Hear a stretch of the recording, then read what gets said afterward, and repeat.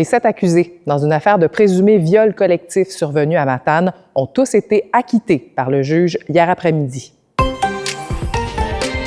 Les accusés faisaient face à de nombreux chefs, dont des accusations d'agression sexuelle grave sur une personne mineure. L'avocate du directeur des poursuites criminelles et pénales, Pamela Tremblay, a expliqué que l'enquête s'est poursuivie après les arrestations de la mi-janvier, auxquelles une trentaine de policiers avaient participé. La procureure de la Couronne a indiqué au juge que la présumée victime ne collaborait plus à l'enquête. Les accusés, de leur côté, ont présenté des alibis qui n'ont pas pu être contre-vérifiés. Les avocats de défense nous ont amené des éléments de preuve nouveaux à vérifier. Se sont avérés sérieux et crédibles. Pour nous, là, ça faisait pas de doute qu'il y avait des éléments qui laissaient subsister un doute là, sur la survenance des événements qui avaient été décrits.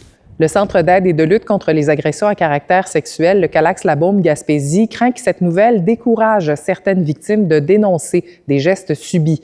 La directrice Annick Bouchard-Beaulieu rappelle néanmoins que le parcours judiciaire des victimes d'actes sexuels est en train d'être facilité au Québec.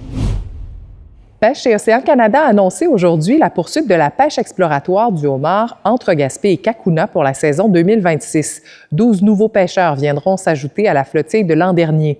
Selon le ministère, le bilan 2025 de la pêche exploratoire dans ce secteur est très positif, tant sur le plan des signaux d'abondance du homard que sur le plan économique.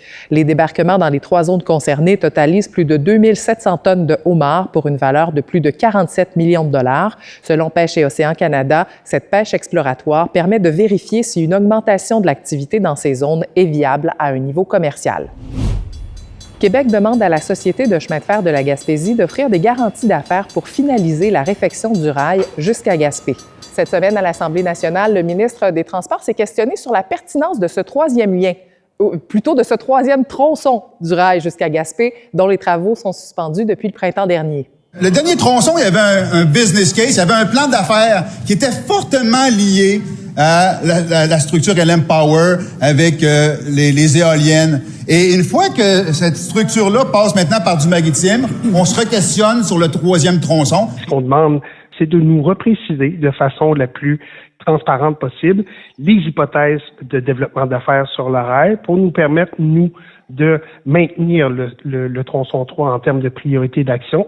Le fabricant de pales d'éoliennes LM Wind Power demeure un client potentiel important pour la Société de chemin de fer de la Gaspésie, selon son président, Éric Dubé. Et c'est là-dessus qu'on se quitte. Bonne fin de semaine tout le monde et bon Jeudi Québec!